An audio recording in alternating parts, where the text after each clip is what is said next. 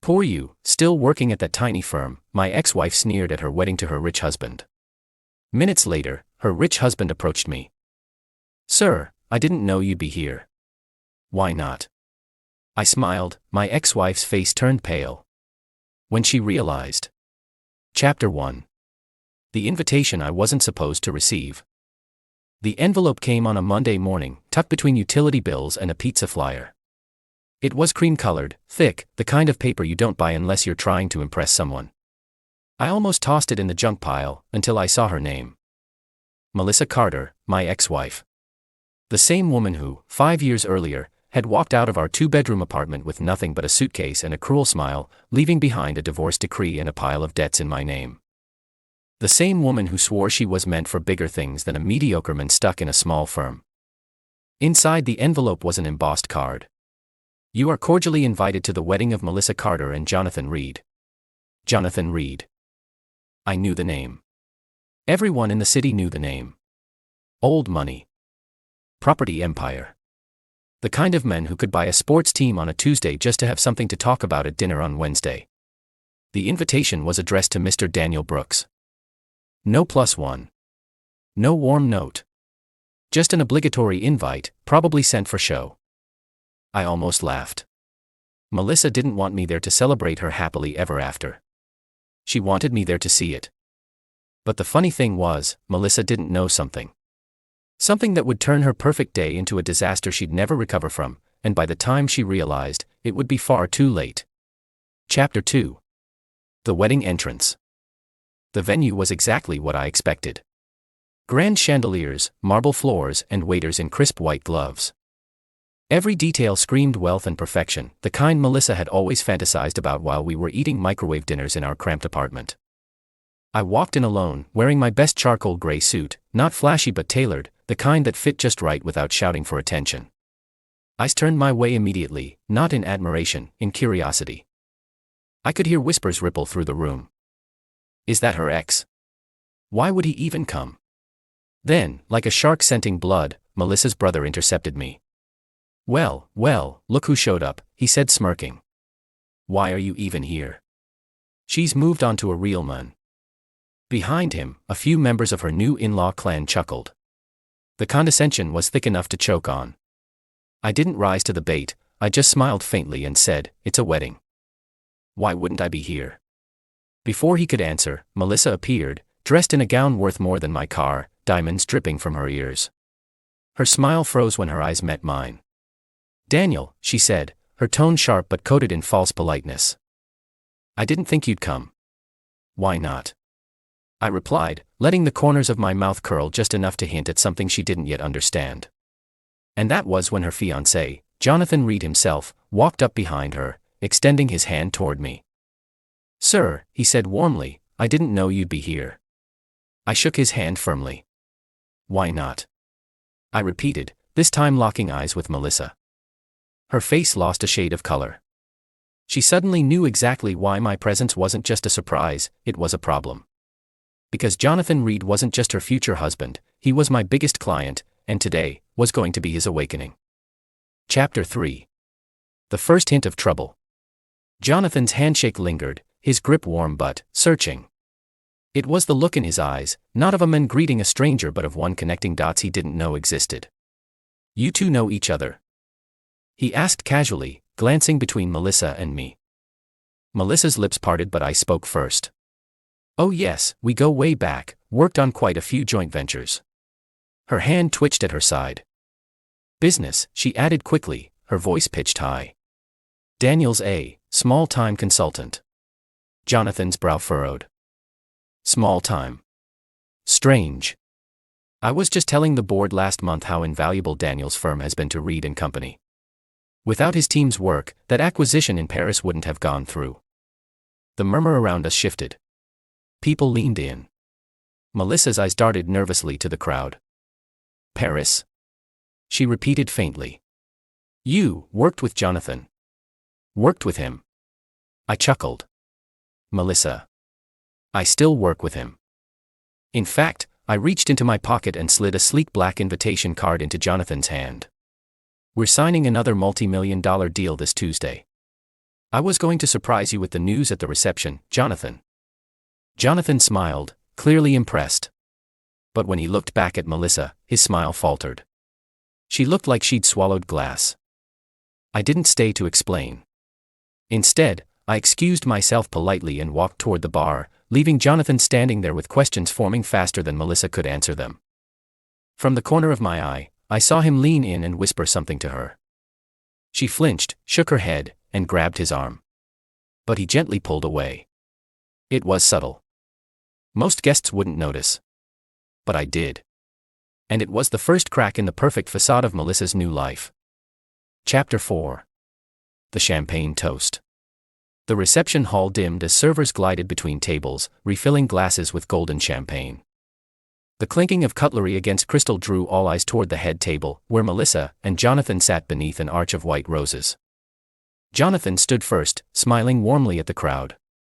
I'd like to thank everyone for being here today, to celebrate not just our marriage, but the future we'll build together. Polite applause filled the room. Then Melissa rose beside him, her diamond necklace glittering under the lights. And I want to thank my incredible husband, she began, her voice soft and sugary, for rescuing me from a life well, let's just say I've upgraded from small and struggling, to big and thriving. The crowd laughed. Jonathan's smile tightened. I remained still, my glass in hand, until the room settled again. Then I stood slowly. If I may, I said, my voice carrying easily in the silence. Melissa's eyes widened. Daniel. I just want to toast the happy couple, I continued, strolling toward their table. To Jonathan, a brilliant man, a visionary, and one of the smartest businessmen I've ever worked with. And to Melissa, who I suppose deserves some credit too. A ripple of amusement went through the guests. Melissa's knuckles whitened around her glass. I turned slightly, addressing the room. You see, I've had the privilege of working closely with Jonathan over the past year, in fact the deal we're finalizing next week. It's going to make his firm the most powerful in the region. And here's the funny part. I smiled as though sharing a private joke. It was Melissa's own actions years ago that set me on the path to making it happen. Jonathan's gaze sharpened. What do you mean? Melissa stammered. He's just. Oh, don't worry, I said, locking eyes with her. I'll tell you. But I think the whole room deserves to hear it at once. By now, every head was turned toward us. Even the band had gone silent. Melissa's smile trembled. Jonathan's hand slid off hers. The trap was almost ready to spring. Chapter 5. The reveal. I let the pause stretch, the way a lawyer lets the jury lean in before delivering the blow. 4 years ago, I began, Melissa and I were still married. Back then, I ran a small but promising consulting firm. We were in talks with a major client, a deal that would have doubled our revenue overnight. But, Melissa, you remember what happened next, don't you? She shifted in her seat, her nails digging into her champagne flute. This isn't the place. No, I said, my voice calm but carrying. You leaked confidential details to a competitor, to the men you were sleeping with at the time. That little stunt cost me the deal. And our marriage. Gasps cut through the room like static. Jonathan's head turned toward her slowly. That's a lie, Melissa blurted, her voice too sharp, too quick. I smiled faintly. Then you won't mind if I show everyone the email you sent from your personal account that night. You used the phrase, he'll never see it coming. And, well, you were right. I didn't see it then. But I see it now. I reached into my jacket and pulled out a neatly folded sheet of paper, a printout of the very email, complete with timestamp and recipient address. I placed it on the table in front of Jonathan. His eyes scanned it, his jaw tightening with each line. Jonathan, I said softly. I think you'll also be interested to know that your new wife has been in touch with your biggest competitor. She tried the same trick again. But this time, she picked the wrong target. The silence was absolute. Melissa's chair scraped against the floor as she half rose, panic rising in her voice. You're twisting. Jonathan's voice cut her off, low and dangerous. Sit down. She froze, eyes darting between him, me, and the sea of watching faces. I took a slow sip of champagne. So, to the happy couple, may this union bring you all the trust and loyalty it truly deserves. I set the glass down and walked away, leaving the wedding's perfect facade in shards. Chapter 6. The Fallout. I was halfway to the exit when the first voice broke the silence. Jonathan's mother, elegant, cold and the real power behind his family's money, stood up, her expression like granite. "Jonathan," she said, "I's never leaving Melissa. A woman who sells trust for personal gain doesn't belong in this family. Fix this. Immediately."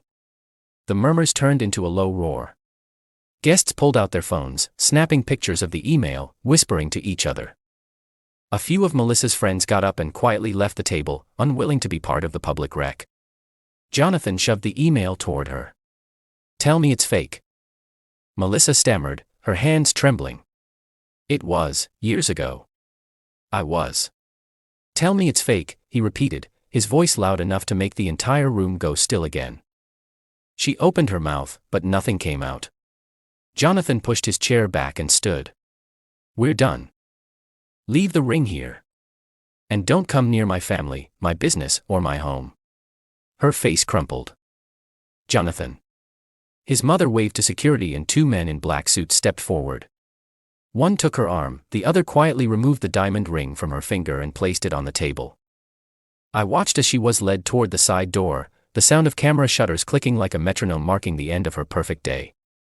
Jonathan looked at me, his expression caught between humiliation and grudging respect. "I wish I'd known sooner," he said quietly. "You do now," I replied. "Good luck." Then I stepped out into the cool night air, leaving the sound of a ruined reception behind me. Chapter 7. The aftermath and social ruin. By morning, the wedding disaster was everywhere. Someone had leaked the footage, Melissa's face twisting in panic, Jonathan's mother's cold dismissal and her escorted exit from the reception to social media. The video racked up hundreds of thousands of views in hours, the captions were merciless. "When you marry for money, but your past invoices show up at the wedding. From Mrs. Right Now to Mrs. Never Again." It wasn't just strangers commenting, her own bridesmaids started quietly deleting wedding photos. People she'd once called friends unfollowed her in waves. Jonathan's high society circle iced her out completely. By midweek, her name was trending, not for beauty or elegance, but for scandal. Blogs dug up old rumors, former co-workers spoke anonymously to the press about inappropriate relationships with clients. Her wealthy in-laws acted swiftly. The prenuptial agreement, ironclad, meant she left with nothing. No mansion, no luxury car, not even the designer dress she'd worn that day. She was seen 2 days later, stepping out of a rideshare clutching a single suitcase. And then came the call from her own parents. I wasn't meant to hear it, but Jonathan told me later, "Melissa, you've shamed us. Don't come here. We can't be associated with you right now." That was the final cut. No rich husband, no society friends, no family support. Meanwhile, my tiny firm, the one she had mocked, closed a major deal that week. Jonathan's company, ironically, was one of my newest clients now. And the best part? I never raised my voice, never chased revenge in the open. I just handed her the truth and let the world do the rest. Epilogue. The final call. 3 months later, my phone lit up with an unknown number. Against my better judgment, I answered. "Hi, it's me." Melissa's voice was thin, shaky. I wanted to say I'm sorry. For everything. I wasn't thinking back then. I could hear traffic in the background, the occasional gust of wind. No echo of a lavish home, no muffled chatter from a cafe, just emptiness. "I've been staying with a friend," she continued.